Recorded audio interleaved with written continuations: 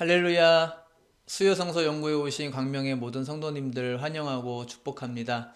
평신도를 위한 수요성서 연구 사무엘하 강의 8번째 시간 첫 단추가 중요하다라는 제목으로 함께 말씀 나누기 원합니다. 지금까지 사무엘하 1장부터 7장까지는 다윗이 왕으로 세워지는 그러한 이야기들이 기록되어 있다라고 말할 수 있을 것 같아요. 다윗이 왕으로 어떻게 세움받게 되었는지 그 과정들에 관한 내용들이 이제 1장부터 7장까지 쭉 나오고 있는데, 사울의 가문은 몰락하고 다윗의 가문은 흥왕하게 되는 그러한 내용들이 쭉 나오죠. 그리고 다윗은 유다 지파의 왕으로 세움받고 이스라엘 지파의 왕으로 세움받고, 그리고 언약궤를 다시 가져오게 되고 성전 건축에 대한 꿈을 꾸게 됩니다. 여기까지가 7장까지 내용이었다면, 이제 8장 이후로는 그렇게 완성된 다윗 왕국, 이스라엘 12지파의 왕으로 세워진 그 다윗 왕국이 이제 치르게 되는 정복 전쟁에 관한 이야기라고 그렇게 말씀드릴 수 있을 것 같아요. 이 정복 전쟁의 이야기 속에서 우리가 교훈을 얻을 수가 있습니다. 오늘 8장에 나오는 이 내용들을 통해서 우리가 크게 두 가지로 교훈을 얻고자 하는데요. 첫째로는 하나님과의 관계가 첫 단추를 꿰매는 것이다 라고 하는 겁니다. 사울은 세속적인 힘의 논리로 항상 국정 운영을 펼쳤다면, 다윗은 하나님만을 바라보는 믿음의 방식으로 국정 운영을 수행했죠. 사울은 길 가다가도 힘센 사람을 보면 그 사람을 등용하고 군대로 징집해서 그렇게 힘을 비축했다면, 다윗은 하나님만 늘 바라보고 하나님만 의지하다 보니 주변에 인재들이 모이게 된 그러한 삶이었습니다. 또 사울은 사람들 앞에서 왕으로서의 체면이 중요했는데, 다윗은 자기 체면이 떨어질지라도 언약궤 앞에서 춤추는 일을 멈추지 않았었죠. 사울은 늘 사람을 의식하고 사람을 두려워했다면, 다윗은 하나님을 늘 의식하고 하나님을 늘 두려워하는 사람이었습니다. 사울과 다윗의 차이를 쭉 열거한다면 아마 수도 없이 열거할 수 있을 겁니다. 그런데 이것을 종합해서 한마디로 표현해 본다면 이렇게 표현해 보고 싶습니다. 첫 단추를 잘 끼웠는가, 그렇지 못했는가, 이렇게 한번 표현해 보고 싶습니다. 우리가 옷을 입을 때에 단추를 꿰맬 때에 첫 번째 단추를 잘 못 꿰매면 그 다음 단추를 아무리 이렇게 끼고 저렇게 끼고 한다 한들 엉망이 되겠죠. 그 다음 단추를 뭐 10,000원짜리 단추를 낀다고 해도, 뭐 100,000원짜리 예쁘고 아름다운 단추를 갖다가 낀다 해도 첫 단추가 제대로 깨어져 있지 않은 상태에서는 모든 것이 다 엉망이 될 뿐인 것이죠. 사울이 힘을 잃고 몰락해 간 것은 첫 단추를 잘못 끼웠기 때문이다, 이렇게 한번 표현해 보고 싶습니다. 우리가 누군가에게 잘못을 저지르고 사과하지 않고 그냥 넘어가 버리면 서로 관계가 좀 불편해지겠죠. 써먹써먹해지겠죠. 이 관계를 다시 제대로 잡기 위해서는 어떻게 해야 될까? 그 사람에게 내가 선물을 줄까? 그 사람을 내가 칭찬해 줄까? 뭐 여러 가지 방법이 있겠지만, 무엇보다도 가장 확실한 것은 잘못했던 그 시점으로 돌아가서 그 부분을 짚고 내가 잘못했습니다 하고 사과하고 넘어가는 것이, 그것이 가장 정확한 방법이겠죠. 요한계시록 2장 5절에 보면, 그러므로 어디서 떨어졌는지를 생각하고 회개하여 처음 행위를 가지라. 만일 그리하지 아니하고 회개하지 아니하면 내가 내게 가서 내 촛대를 그 자리에서 옮기리라, 이렇게 말씀합니다. 사울 왕이 처음부터 교만하고 그렇게 세속적인 그런 사람은 아니었습니다. 우리가 잘 알듯이 사울은 시간이 흐르면서 사람이 그렇게 조금씩 조금씩 변질되어져 갔었던 거죠. 한마디로 말해서 사울은 어느 시점에서부턴가 단추를 잘못 꿰맨 시점이 있었던 겁니다. 그 시점으로 다시 돌아가서 어디서 떨어졌는지 다시 돌아가서 거기서부터 회개하고 매듭을 짓고 다시 출발해야 되는데, 사울 왕은 그것을 잘 못했던 것 같습니다.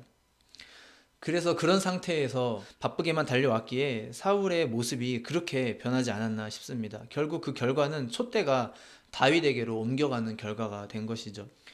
우리 광명의 모든 성도님들, 우리 모두는 완벽하지 않은 연약한 사람입니다. 그렇기 때문에 우리가 회개하는 일에 있어서 우리가 약간의 거룩한 강박을 좀 가지고 있어야 한다고 그렇게 생각합니다. 내 자신을 수시로 돌아보고 회개해야 할 일이 있었다면 회개하고, 내가 했던 모든 언행심사에 대해서 다시 떠올려보고, 하나님 앞에 엎드려야 될 부분이 있다면 바로 엎드리고, 이렇게 살아야 되지 않을까 싶습니다. 날마다 첫 단추를 다시 또 꿰매는 심정으로 그렇게 살아야 하는 것이죠. 거기서부터 모든 강함이 나오게 된다라는 겁니다. 다윗은 늘 그렇게 살았습니다. 항상 모든 출발과 결말이 항상 하나님이었습니다. 하나님의 음성을 듣고 순종하고 나가서 싸우고 승리한 뒤에는 다시 하나님 앞에 돌아와서 영광을 돌리고 감사를 올리는 그것이 다윗의 삶이었습니다. 오늘 본문 11절과 12절에 보면은요. 다윗 왕이 그것도 여호와께 드리되 그가 정복한 모든 나라에서 얻은 은금 곧 아람과 모압과 암몬 자손과 블레셋 사람과 아말렉에게서 얻은 것들과 소바 왕 르옵의 아들 하닷 에셀에게서 노력한 것과 같이 드리니라 이렇게 기록합니다. 다윗은 모든 족속들과의 전쟁에서 승리하고 난 그 전리품들을 하나님 앞에 다 드렸다라고 하는 거예요.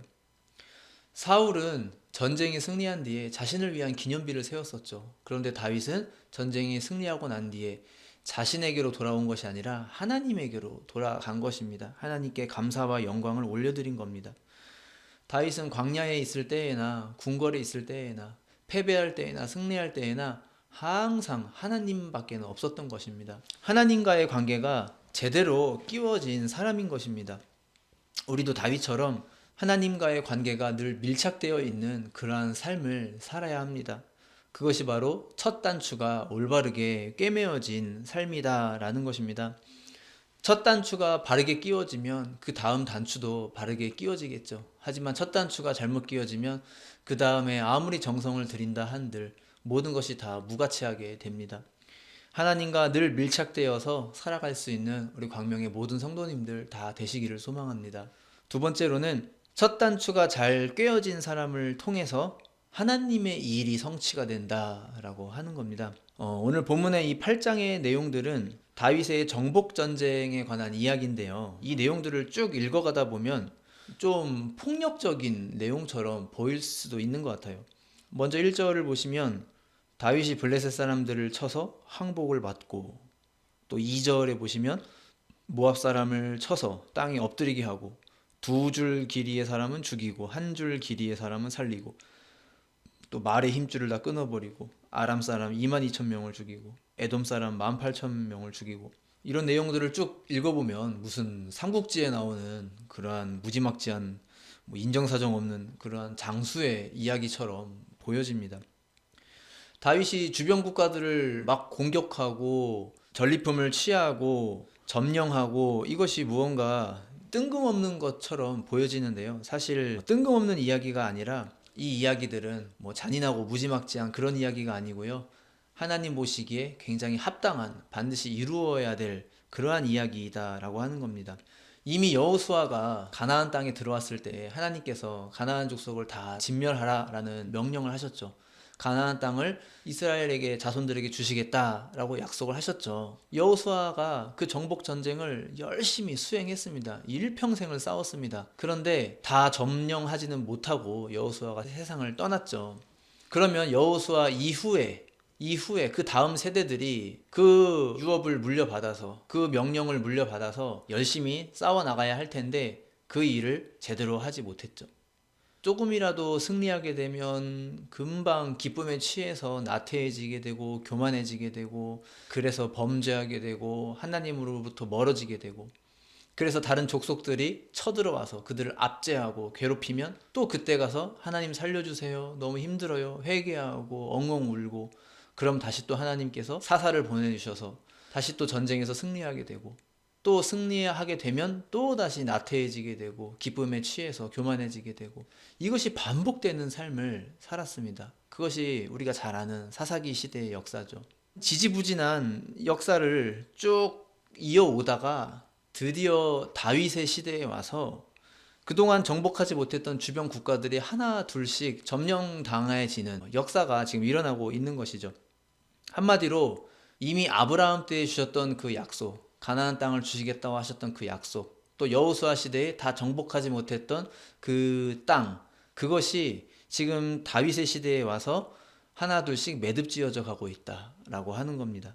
그렇기 때문에 이 다윗의 정복 전쟁은요, 무슨 뜬금없이 치르게 된 전쟁, 다윗의 개인적인 탐욕에 의한 전쟁, 이것이 아니라 그동안 수행되지 못했던 하나님의 명령, 그동안 멈춰 있었던 숙제들, 반드시 정리해야 했는데 덮어두고만 있었던 그 숙제들, 그것을 다시 꺼내서 매듭지은 그러한 일이다라고 우리가 볼 수 있는 것입니다.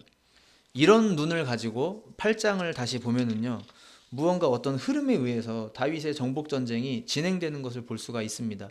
가장 먼저 1절에 나오는 블레셋과의 전쟁은 다윗이 일단 주도적으로 먼저 시작한 전쟁인 것 같습니다. 1절을 보시면 그 후에 다윗이 블레셋 사람들을 쳐서 항복을 받고 블레셋 사람들의 손에서 메덱 암마를 빼앗으니라, 이렇게 말씀합니다. 이 블레셋은 늘 이스라엘을 괴롭혀온 나라였잖아요. 팔레스타인 지역에서 이 블레셋은 늘 주도권을 행사한 그러한 나라였습니다. 늘 이스라엘을 괴롭히고 노략질한 나라였는데 다윗의 시대에 와서 이제 판이 뒤집힌 거예요. 메덱 암마를 빼앗으니라, 이렇게 되어 있는데요. 이 메덱 암마는 블레셋에 있는 그 주요한 5개의 그 성읍들 가운데 가드라고 하는 성이라고 합니다.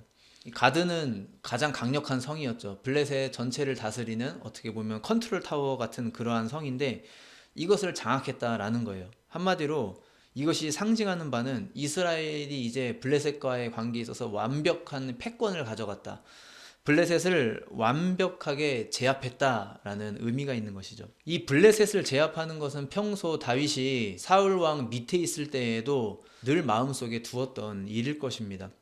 사울이 블레셋 때문에 늘 시달리는 것을 다윗은 늘 봐왔기 때문이죠. 그런데 이제 자기가 왕이 되자마자 첫 정복 전쟁의 대상으로 삼은 겁니다. 그리고 하나님께서 그 전쟁에서 다윗의 손을 번쩍 들어주신 겁니다. 사울은 늘 패배했던 그 블레셋이었는데 다윗은 한 번에 블레셋 전체를 단박에 압제해 버립니다. 완전히 제압해 버립니다. 또 2절에서도 같은 식으로 모압 족속과의 전쟁에서 승리하게 되는 내용이 쭉 나오는데요. 여기까지는 이제 블레셋과 모압과의 전쟁까지는 다윗이 무언가 주도적으로 치른 전쟁처럼 보입니다. 그런데 3절부터는 이제 어떤 흐름이 나와요. 3절에 보시면 르홉의 아들 소바왕 하다데셀이 자기 권세를 회복하려고 유브라데 강으로 갈 때에 다윗이 그를 쳐서, 이렇게 기록합니다. 다윗이 블레셋도 이기고 모압도 이기니까 이 하다데셀이라고 하는 왕이, 소바왕, 이 하다데셀이라고 하는 이 왕이 이거 안 되겠다 하고 자기 권세를 회복하려고 들고 일어섰다는 거예요, 다윗 앞에. 그런데 다윗 앞에 무릎을 꿇고 패배하게 되고 마병과 보병들, 병거들 대다수를 다 빼앗기게 된 겁니다. 또 그 후에 보면은 5절에 보면은요, 다메섹의 아람 사람들이 소바왕 하다데셀을 도우러 온지라 다윗이 아람 사람 22,000명을 죽이고, 하다데셀이 패하니까 그 하다데셀을 또 도우려고 아람 사람들이 또 쳐들어왔는데 그 아람 사람들도 또 다윗 앞에 무릎 꿇고 패배했다라는 겁니다. 22,000명이 죽었대요. 나중에 13절에 보면 다윗이 에돔까지도 차지하게 됩니다. 이런 식으로 다윗은 왕이 된 이후에 가나안 주변 지역의 국가들을 하나하나씩 점령하게 됩니다. 다윗이 이렇게 치르게 된 이 여러 전쟁들은 자기 왕국의 영토를 늘리고자 하는 탐심에서 나온 것이 아니고요, 하나님이 원하시는 전쟁이었다라는 겁니다. 하나님이 원하시는 싸움이었다라는 겁니다. 6절 하반절에 보시면 다윗이 어디로 가든지 여호와께서 이기게 하시니라. 14절 하반절에도 다윗이 어디로 가든지 여호와께서 이기게 하셨더라, 이렇게 기록합니다. 하나님은 다윗의 모든 전쟁에서 다윗의 손을 다 들어주신 겁니다. 최초에 아브라함에게 주셨던 약속, 모세에게 이어졌던 약속, 여호수아를 통해서 실행되었던 그 약속, 가나안 땅에 대한 약속이 다윗 시대에 와서 이제 다 성취되게 된 것입니다. 하나님이 이끄신 전쟁이었던 거예요, 여기까지가. 하나님은 그동안 이 가나안 점령을 명하셨고 이것을 이끌고 오고 싶으셨는데 그동안 못하고 계셨던 겁니다. 그런데 하나님 마음에 합한 자 다윗을 통하여 이제 하나님은 그 약속을 성취하고 계시는 겁니다. 이 전쟁의 주도권은 다윗이 하고 있는 것처럼 보이지만 그 배후에는 하나님께서 하고 계신다라고 하는 것이죠. 하나님과의 관계가 바르게 정립된 사람, 그 첫 단추가 잘 꿰매어진 그 다윗에 의해서 하나님이 과거에부터 약속하고 계셨던 그 하나님의 뜻, 그것이 성취되고 있는 것을 우리가 깨달아야만 합니다. 하나님과의 관계가 바르게 될 때에 우리는 하나님의 일을 위한 도구로 쓰임받을 수가 있게 됩니다. 하지만 하나님과 관계가 잘 되어 있지 않은 상태에서는요, 우리가 바른 일을 하려고 해도, 선한 일을 하려고 해도 실패하게 됩니다. 블레셋과 싸워 이기는 것이 하나님의 뜻이었죠. 그런데 사울 왕은 그 블레셋과 싸우는데도 졌습니다. 하나님이 원하시는 일을 했는데도 사울은 늘 패배했던 것처럼, 우리가 하나님과 바른 관계가 되어 있지 않은 상태에서는 올바른 일을 하려고 해도 실패할 수가 있게 되는 것입니다.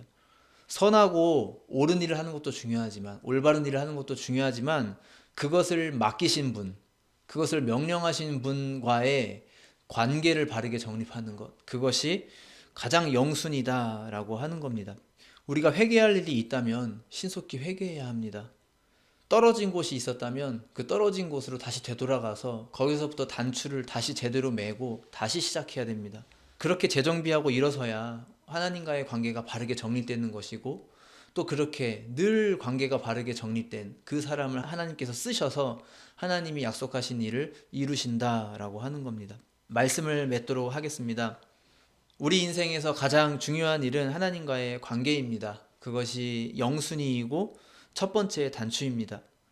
이것이 잘 꿰매져 있지 않으면 그 뒤에 매는 단추는 다 값어치 없는 것이 되고 맙니다. 우리가 하나님과 밀접한 관계를 유지하고 세속적이 아니라 하나님을 바라보며 살아갈 때에 우리를 통해서 하나님의 약속들이 이 땅 가운데 하나 둘씩 성취되어져 갈 것입니다. 그렇게 꼭 쓰임 받으시는 저와 모든 성도님들 다 되시기를 간절히 소망합니다. 기도하시겠습니다.